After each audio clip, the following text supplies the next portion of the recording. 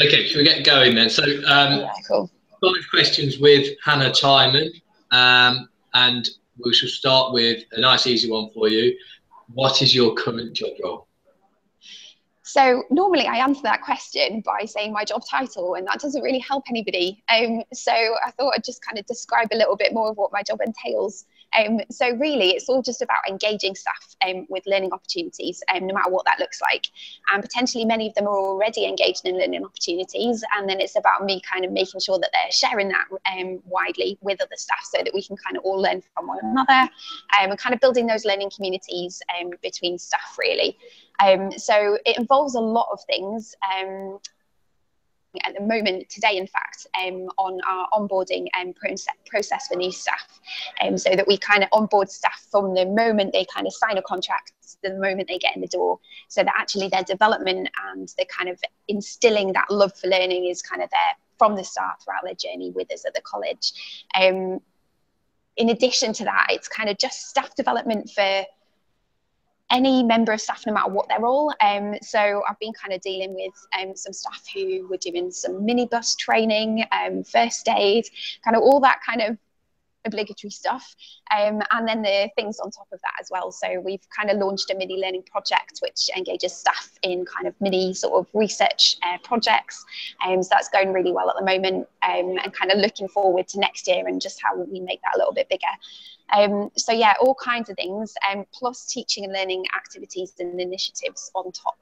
So it's just a real mix of a role. My job title is Learning Improvement and Development Manager. So that's it. Okay, massive role there. Okay, so let's find out how you got there then. So what's your teaching background? So I started off in a further education college on a temporary contract, working in information advice and guidance. So I was kind of working on the enrolment desk, answering phones for students ringing up to enrol, and working on reception. And I did that for about 18 months, I think, because they kind of renewed my contract and kept me on. And then I was interviewing a group of students one day, just for a course, kind of getting them enrolled, getting all their paperwork filled out. And they were just a really fun group of young people. And I just thought I really want to kind of do a bit more of that and work with them a little bit more often. So I applied for an internal vacancy for a functional skills tutor, and I was successful. So I did my PGCE kind of in service, taught pretty much full time on a casual contract. But you know how that goes. It's kind of 0 to however many hours. And as functional skills, I just got thrown a lot of the hours that the full-time staff didn't really want.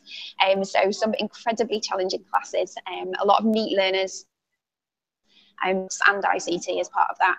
I dropped the maths quite quickly because for me, and then kind of, yeah, so I did that for about 3 years and started absorbing kind of GCSE English teaching into that, and then I moved to a role down in Reading where I would be doing GCSE and A-level teaching. So my subject was English then, and I kind of got to do what I loved on my subject and kind of really hone my practice. And then there was an opportunity to get involved in CPD because we were looking at how we could engage staff in it. I had some ideas, put them forward, and then my role kind of grew from there and just sort of escalated, really. So I just started getting involved more and more with kind of CPD and just engaging staff with learning, and then I got the role here just before Christmas. Great stuff, thank you very much. Okay, so who has been your biggest influence on teaching practice, and why? So when I read this question, that was the most difficult question of them all, because I was racking my brains and I was like, which one person can I pick? Whether it's somebody I know or somebody I've read things from, and I just found it so challenging. So I've got kind of 2 people.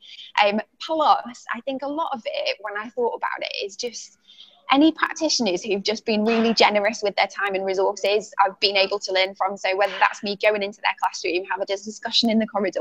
I remember kind of, so one person that I will name is Richard Duckett, who worked at Reading College. He was a history teacher, and he was just the most passionate person about his subject ever. He's done a PhD, so total expert in his subject. His students loved his lessons. He had amazing ways of just kind of getting across that passion to them and getting them enthused. And they were always doing extracurricular things. I think he just really inspired me as kind of just a role model of a teacher to look up to. The other person that I would mention is before I kind of started teaching, I did the Petals sort of 12-week introductory course into teaching. And I'd been working in information advice and guidance at the time, and I just thought, I'll do this part-time and see how it goes. And my tutor on that, I don't think I would have gone into teaching if it wasn't for her, because I was really kind of torn about it. I knew I didn't want to work in a school, and she kind of showed me the view of what FE could be like, and just kind of really inspired my kind of confidence and creativity and just go for it. So yeah, she would be somebody I'd mention. Great, thank you. And what piece of reading or research would you most recommend to teachers, and why? And it's only one this time, Hannah. Okay, I have just picked one. I've been good for this one. So it's actually called Developing Great Teaching, and it was released by the Teacher Development Trust. Essentially, it's a review of all the research that's been, well, not all of it, a lot of it, a lot of the highlights that have been done into kind of teacher CPD and what works with teacher learning. And I think it's really important for practitioners to be aware of kind of what works with their CPD and with their learning, so that they can help to inform that within their organisation. Because I think it's just much better when it's bottom up, and it's kind of led from the practitioners kind of saying, this is what I want for my CPD, and I know that this is what works and will work for my students. So there's a lot of stuff in there about kind of the highest level sort of impact stuff that you can engage with. And I think for practitioners to be really informed about that can really help their practice and their organisation as well. They can influence. So. Okay, lovely. And then that leads nicely on to the last question. Nice flow here. So if you could recommend one teaching strategy, what would it be and why?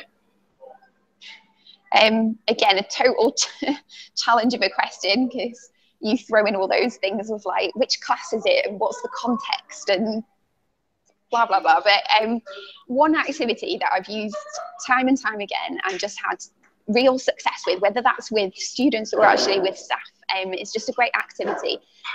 It's kind of known as silent debate, but I kind of influenced it sort of in other ways, so I don't necessarily just use it for debating. So it's basically a teaching activity that can really slow down the pace of learning in the classroom, because it can kind of get really heavy with activities and discussions and voices and lots of noise, and actually silence, I think, is a great tool for just kind of relaxing everything, making it calm. And I think for the teacher as well, it gives you a real chance to kind of move around the room, see what the students are writing, see what their understanding is, and you kind of get an overview of everybody all at once without any of them kind of asking you questions and interrupting.